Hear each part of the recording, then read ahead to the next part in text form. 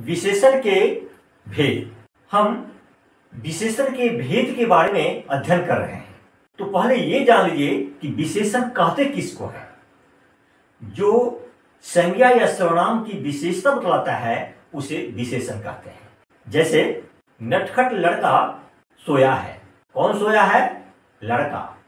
लड़का कैसा लड़का? तो नटखट। अर्थात नटखट जो है लड़का का विशेषण है। विशेषण के मूलतः 3 भेद ही माने गए हैं। एक में है सर्वनामिक विशेषण, 2 में है गुणवाचक विशेषण और 3 में है संख्यावाचक विशेषण। तो अब हम बारी बारी से सर्वनामिक विशेषण, गुणवाचक विशेषण और संख्यावाचक विशेषण के बारे में अध्ययन करते हैं। सार्वनामिक विशेषण, सार्वनामिक सर्वनाम शब्द से बना है और हम जानते हैं कि जो संज्ञा के बदले में आता है उसे हम सर्वनाम कहते हैं। जैसे मैं, हम, तुम, वह, वे लोग, कोई, ये सब क्या है? सर्वनाम है। और ये सर्वनाम तो कर्ता के रूप में प्रयोग किया ही जाता है।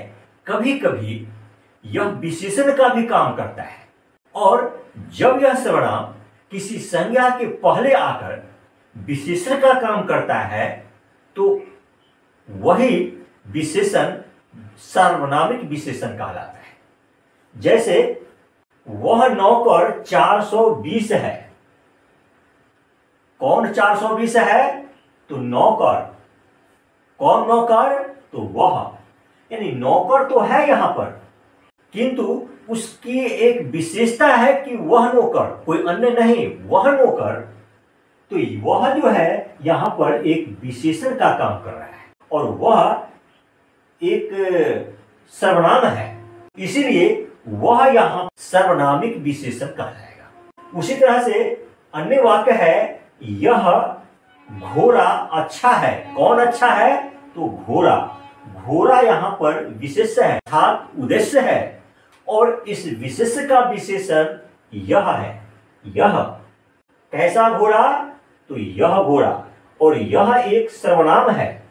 यह सर्वनाम घोड़ा के पहले आकर घोड़ा की विशेषता बतला रहा है, कोई अन्य घोड़ा नहीं, यह घोड़ा। इसीलिए यह यहां पर सर्वनामिक विशेषण है। यह तो एक सर्वनाम है ही, इसका प्रयोग अन्य जगह सर्वनाम के रूप में होगा ही, किंतु इस वाक्य में यह एक सर्वनामिक विशेषण कहलाएगा। अन्य वाक्य है ऐसा काम मत करो। क्या मत करो? काम। कैसा काम? ऐसा। काम यहां पर विशेष है और उस काम का विशेषण है ऐसा, और यह ऐसा एक सर्वनाम है, इसीलिए ऐसा भी यहां पर सर्वनामिक विशेषण है। उसी तरह से कैसे आना हुआ। आना यहां पर क्रियार्थक संज्ञा है और यह क्रियार्थक संज्ञा के पहले कैसे सर्वनाम का प्रयोग हुआ है, इसीलिए यह कैसे भी एक सर्वनामिक विशेषण है। क्यों? कि यह एक क्रियार्थक संज्ञा की विशेषता बतला रहा है। कैसे? विशेषण का दूसरा भेद है गुणवाचक विशेषण। गुण का मतलब है किसी संज्ञा या सर्वनाम के गुण, दोष या अवस्था का बोध कराने वाला विशेषण। वह गुण अच्छाई और बुराई दोनों ढंग का हो सकता है। इसीलिए हम कह सकते हैं कि वह शब्द, जो शब्द किसी संज्ञा के गुण, दोष, रूप, रंग, आकार, प्रकार, अवस्था आदि का बोध कराता है, उसे गुणवाचक विशेषण कहते हैं। जैसे नया, पुराना, अच्छा, बुरा, काला, पीला, छोटा, बड़ा, भला, ये सब जो है गुणवाचक विशेषण है। इसको हम वाक्य में प्रयोग कर सकते हैं। नया कपड़ा पहनो, पुराना कपड़ा हटाओ, या अच्छे लड़के बैठ जाओ, बुरे आदमी चले जाओ, काला घोड़ा दौड़ता है, पीला बकरा वहां है, छोटी बकरी बैठी है, बड़े आदमी समाज सेवा करते हैं, भला आदमी दूसरों की भलाई करते हैं, वगैरह वगैरह। अर्थात हम यहाँ पर ये देख रहे हैं कि यह वह किसी न किसी रूप में संज्ञा के गुण या दोष, रूप, रंग, आकार, प्रकार, अवस्था का ही बोध कराता है।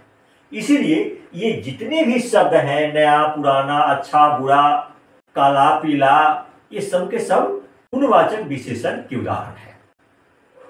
विशेषण का तीसरा भेद है संख्यावाचक विशेषण। अर्थात वाक्य में कभी कभी संख्या भी संज्ञा या सर्वनाम के पहले आकर विशेषण का काम करती है। तो जो शब्द किसी संज्ञा या सर्वनाम की संख्या या परिणाम का बोध कराता है उसे ही संख्यावाचक विशेषण कहते हैं। कहने का मतलब ये हुआ कि ये संख्याएं कभी कभी संज्ञा या सर्वनाम के पहले रहकर संज्ञा या सर्वनाम के संख्या या परिणाम का तो बोध कराते ही है, एक विशेषण का भी काम करती है। इसीलिए उन संख्याओं को संख्यावाचक विशेषण कहते हैं। जैसे दो लड़के दौड़ रहे हैं, तो लड़के के पहले दो शब्द का जो प्रयोग किया गया है वह दो जो है वह संख्यावाचक विशेषण है। 10 गायें चर रही है, तो गाय का विशेषण 10 है, यानी गाय तो है लेकिन 10 गायें, तो 10 जो है यहाँ पर संख्या है और वह गाय की विशेषता बतला रही है, इसीलिए 10 भी यहाँ पर संख्यावाचक विशेषण। 25 विद्यार्थी क्लास में पढ़ रहे हैं, तो विद्यार्थी की संख्या का बोध करा रहा है 25, और यह 25 जो है वह संख्या है और विद्यार्थी की विशेषता बतला रहा है, इसीलिए 25 भी संख्यावाचक विशेषण। तो इस तरह से 10, 20, 25, 1, 2, 4, 10, 20 जितनी भी संख्याएं हैं वे वाक्य में संज्ञा या सर्वनाम के पहले आकर विशेषण का काम करती है। इसीलिए उन संख्याओं को संख्यावाचक विशेषण कहते हैं। धन्यवाद।